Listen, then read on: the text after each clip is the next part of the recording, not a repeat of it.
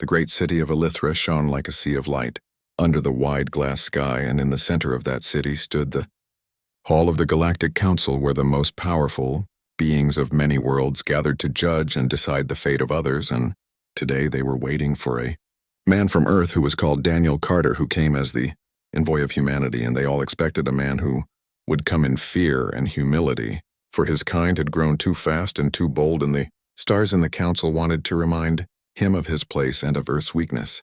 Inside the great hall there were rows of alien representatives sitting on their high seats made of crystal and light, and each spoke in low tones about the human problem and how they would deal with it once and for all. The air was filled with soft hums and strange scents from many worlds, and every eye turned toward the grand gate when it opened, and the human walked in quietly. Daniel's steps were steady and his uniform simple but neat, and his eyes calm and watchful, and though he stood smaller than most in that hall, his presence carried something that made the whispers fade slowly. The high speaker of the council, a tall creature named Varric of the Zirn Dominion, rose to address him, and his deep voice rolled through the chamber, and he spoke of how humanity had broken the old laws and spread too far, and how it had refused to pay tribute to those who ruled the stars long before Earth had even learned to fly. He said that the humans had forgotten their place and that they must now pay for their pride. Daniel stood still and listened to every word without showing anger or fear, and when Varric finished, he bowed his head slightly out of formality but said nothing yet. Around him, the delegates from the Eldari, the Thrix, the Sovri, and others watched with narrow eyes and faint amusement, and they waited for the human to beg or explain himself, but he did not. Instead, he let the silence grow until even Varric seemed uncertain if he had been heard. Then Daniel spoke in a voice that was calm and even and said he had come to hear the council's demands so that there would be no misunderstanding between their worlds. His words were polite, but his tone carried quiet strength, and it made some of the smaller delegates shift in their seats uneasily. Varric smiled a slow, cruel smile and said that the council demanded tribute from Earth and from all human colonies in the form of metals and energy crystals and soldiers who would serve in alien wars, and he said that if Earth refused, then its colonies would be blockaded and its ships destroyed until they learned obedience. The other delegates nodded, and some even laughed softly at the thought of humans trying to resist. Daniel nodded slowly and asked if these were the final terms, and Varric said yes and added that the humans should be grateful the council offered mercy at all. Daniel looked up at the great dome above the chamber, where the stars of many systems were projected in slow movement, and he thought of how small Earth must seem among them, yet he also thought of the millions of hands that had built ships and colonies and fought to survive among those same stars, and he felt no fear. He looked back at Varric and said quietly that he would bring these terms to his leaders and that he thanked the council for its honesty, and with that he turned to leave, but before he reached the door, an Eldari delegate called out and asked if he understood that refusal meant war, and Daniel stopped and looked over his shoulder and said he understood, and then he walked out. The hall was filled with murmurs again, and laughter broke out as they thought of the humans' calmness as foolish pride. Outside the hall, the air was cool and filled with the scent of metal and ozone from the city's upper levels, and Daniel stood for a long moment looking out at the towers that reached into the sky. The alien world was beautiful but cold, and everything in it was built to remind others of power and control, and he could feel that every being here looked at humans as tools or prey. He made his way to the shuttle that would take him back to the human flagship in orbit, and on the way he passed alien guards who looked at him with mock smiles, and he ignored them. As the shuttle lifted off, he watched Elithra fade beneath the clouds, and he thought about what he would say in his report. On the ship, the crew saluted him quietly, and he returned the gesture and walked to the communication room. The officer there handed him a secure link to Earth Command, and he began to speak, and his voice was calm and direct as he explained what the council demanded and how they laughed at the mention of human strength and how they believed Earth would surrender as all younger races had done before. The message was sent through deep space, and it would reach Earth Command in a few hours through the relay gates. After the message was gone, Daniel stood by the viewport and looked at the stars again. He remembered the stories of old wars on Earth when humans had fought each other over land and power, and he thought how strange it was that now they faced the same struggle, but with the stars themselves as the field. He knew what the council wanted, and he also knew what Earth would choose. Humanity had never bowed to tyranny, and it would not start now. Later he went to his quarters and tried to rest, but his mind was full of thoughts of home and of the colonies far away where people worked hard every day to survive. He thought of the miners on the red moons who dug for ore to feed the shipyards, and of the children on the frontier worlds who dreamed of the stars above them, and he felt a deep duty to them. The next day he returned to the hall to formally record the council's decree for the archives. The aliens looked at him with the same cold amusement as before, and he kept his face still and empty. Varric asked him if he had brought an answer already, and Daniel said that his leaders were preparing it and that it would come soon. The aliens laughed again, and Varric told him to enjoy the view of their city while he still could. Daniel said nothing and left the hall. As he walked through the long corridors of shining stone and light, he thought again about how far his kind had come in such a short time. From the first rocket to the first colony, and then to fleets that now traveled between stars faster than any believed possible. Humanity had faced hunger, war, and ruin on its own world and had survived everything. He knew deep inside that this time would be no different. As his shuttle climbed once more into the black sky, he whispered softly to himself that they would never kneel, and that the council had no idea what storm it had just called upon itself. Above Elithra, his ship turned toward the dark side of the planet and prepared to leave. Orbit and Daniel watched as the light of the city faded below and only the stars remained, and in their silent glow he felt both small and infinite at the same time, and he smiled, faintly knowing that the true answer was already forming back on Earth, where others like him waited and prepared for what was to come. Inside the grand hall of the Galactic Council, the air was thick with arrogance and false, calm as the alien leaders gathered again for what they believed would be the final step in putting humanity in its place, and Daniel Carter stood before them once more with the same quiet look that confused and annoyed them because he did not act like a defeated man. He acted like someone waiting for something larger than their words. The high speaker Varric sat upon his raised seat carved from shining black stone that pulsed faintly with power, and beside him the Eldari ambassador tilted her silver head with a smirk while the Thrix hissed softly through his mask of glass. Around the chamber the other delegates whispered in their many tongues, and their eyes glowed or flickered as they watched the single human standing among them with no guard, no weapon, and no fear. Varric began to speak in his slow, deep tone, and his words echoed against the high ceiling like waves of thunder as he repeated the charges against Earth and its colonies, and then listed the demands of the Council. He said that the human worlds must pay yearly tribute in minerals from their mines, and energy from their reactors, and soldiers for their wars, and that all human ships must fly under Council supervision.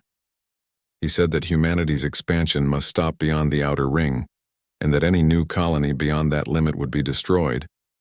Daniel listened quietly and did not move or blink as the long speech continued.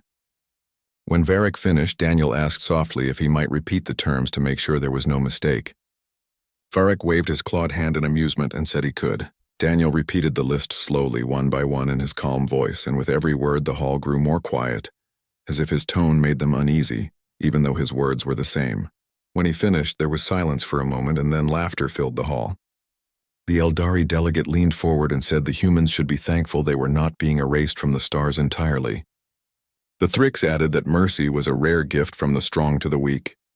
Daniel simply nodded and said he understood perfectly. He said he would return the terms to his command and would bring their reply soon.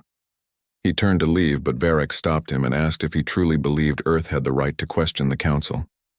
Daniel looked at him with calm eyes and said that rights were not given by the Council, and that every people had them by existence alone. His words carried no anger, but something deeper that made even the guards shift their stance. Varric laughed loudly and said that humans still thought like children, and that the stars were not a place for such foolish ideals. Daniel said nothing and walked out while behind him the sound of alien laughter echoed through the hall. Outside in the long corridors made of shining crystal, Daniel walked slowly and breathed deeply to clear his mind, because though he had expected arrogance, he now felt the full weight of their contempt. They did not just wish to control Earth, they wished to break it and make it an example to all other young species that dared to rise. As he left the building, he saw the wide plaza filled with alien banners and ships rising in the distance. He knew many of those ships would soon turn toward human colonies once the Council made its decree official. He returned to his shuttle, and on the flight up through Elithra's sky, he thought of the faces of the men and women who had built those colonies and the families who lived under alien threats every day. and he felt a calm fire grow inside him. When he reached the flagship, he went straight to the command deck where the captain and crew waited for news. They asked what the council demanded, and he told them everything in the same calm tone he had used before. The crew was silent for a moment, then someone cursed softly under his breath. The captain asked what Earth would do now, and Daniel said that Earth would decide soon, but that he already knew the answer. The captain nodded and said that whatever the council expected, they would soon find humanity was not as weak as they thought. Daniel spent the next hours writing his formal report and sending encrypted messages through deep channels to Earth Command. He knew that his words would reach the highest levels and that, once they read what the council had said, the decision would be made. As night came on the alien world below, Daniel went to the observation deck and looked down at the glowing lines of Elithra's cities. He thought about the thousands of years those races had ruled the stars and how they had grown lazy and cruel behind their power. They believed that no one could challenge them, and that made them blind. He thought of Earth, where people still struggled every day to build something better, and he knew that struggle made them different. When the morning came, he was summoned again to the council hall for the formal closing of the session. The delegates were all in high spirits, and they welcomed him with mocking smiles as he entered. Varric asked if he had brought Earth's first payment of tribute, and laughter followed his words. Daniel simply said that Earth would give its answer soon, and that it would be clear enough for all to understand.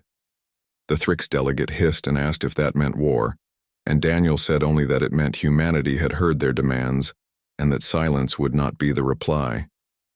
The laughter came again, but this time it sounded nervous at the edges.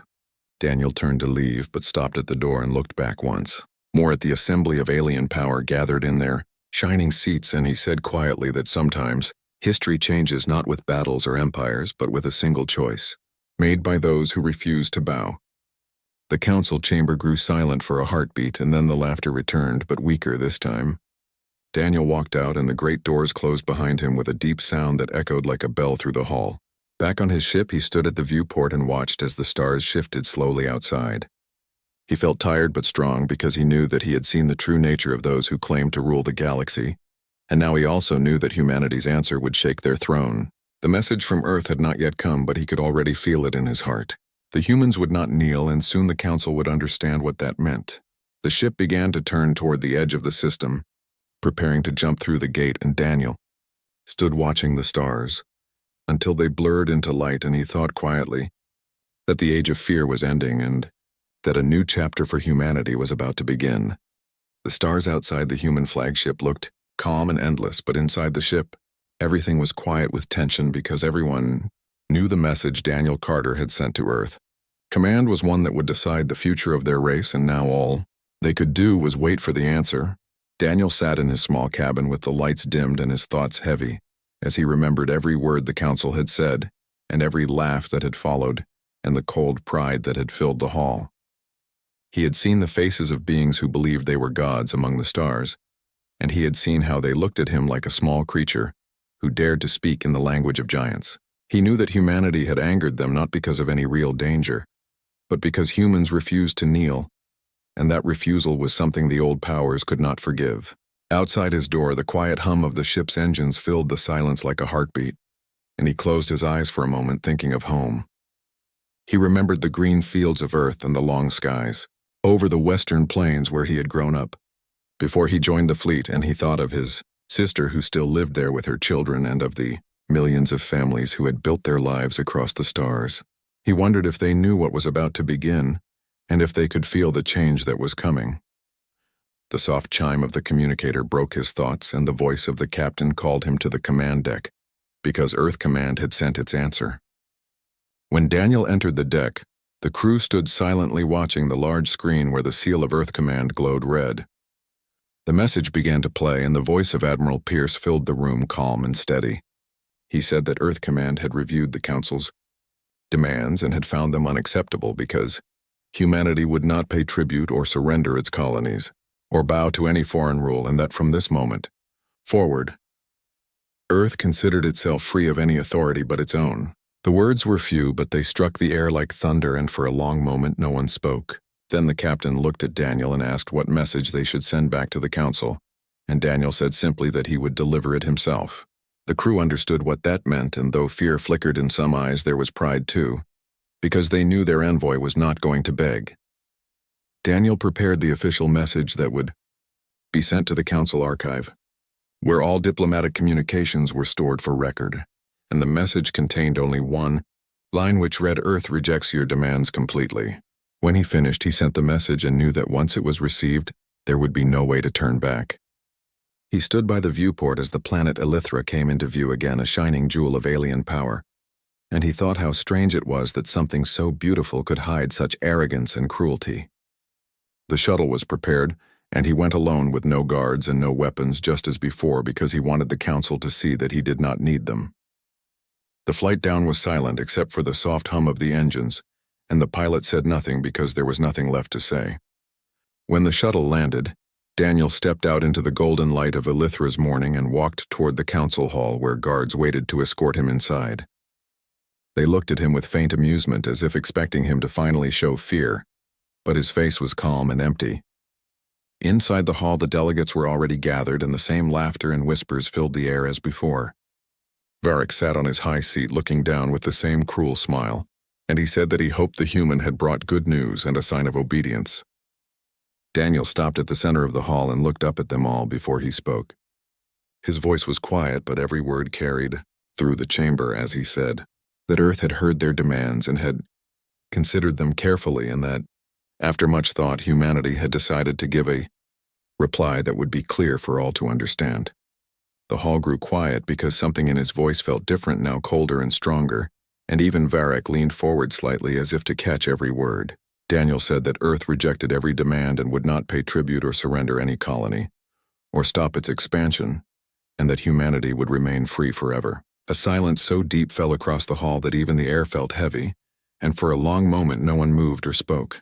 Then the Thrix delegate rose, hissing in fury and shouting that such defiance was madness, and that the humans would be crushed and erased from the stars.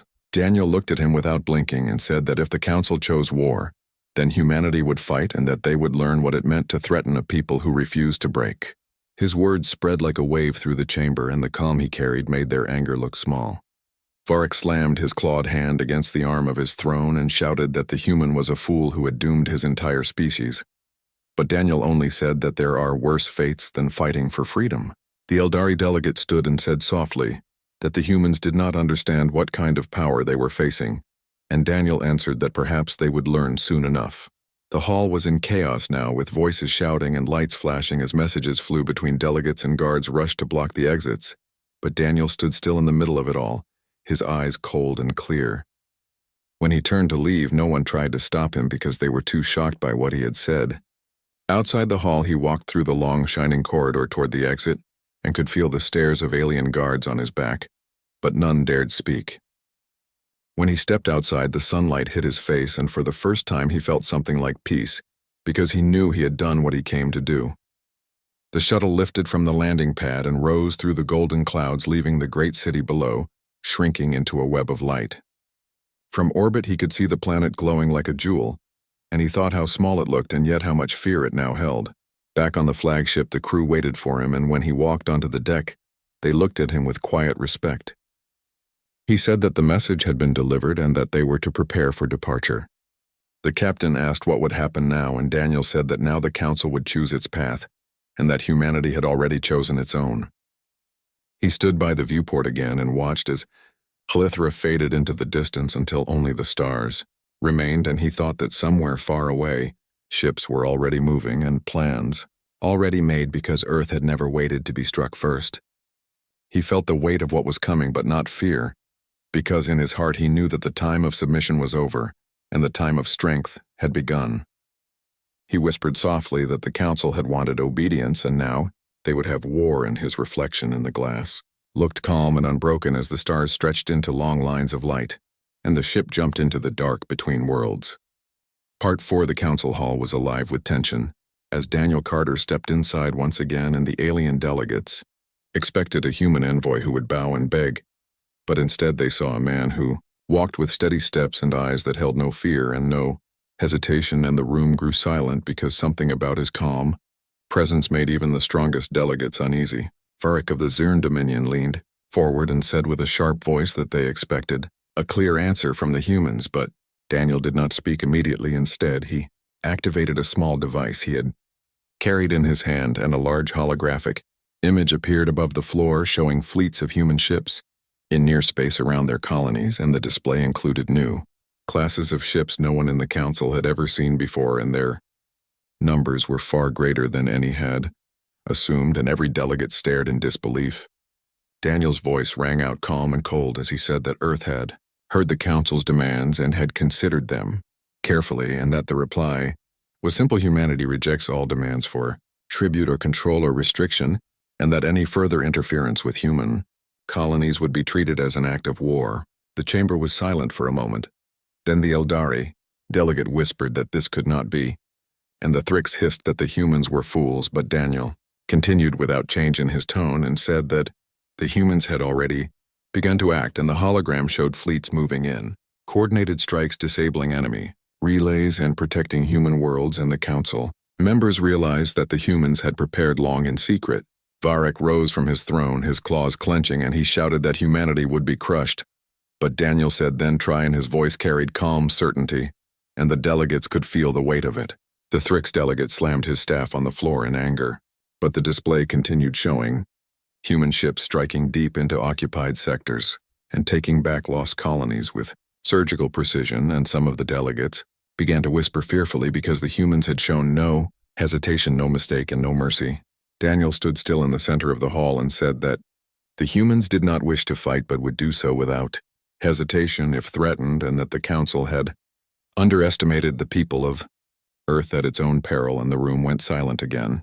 The laughter that had filled the chamber in previous sessions had vanished, and the guards and aides from every delegation looked uneasy as they saw the holograms and heard Daniel's words. Varric's voice trembled slightly as he demanded to know how the humans had built such fleets so quickly, and Daniel only smiled faintly and said that their efforts were long and patient, and that the council had only noticed now what humanity had quietly achieved over decades.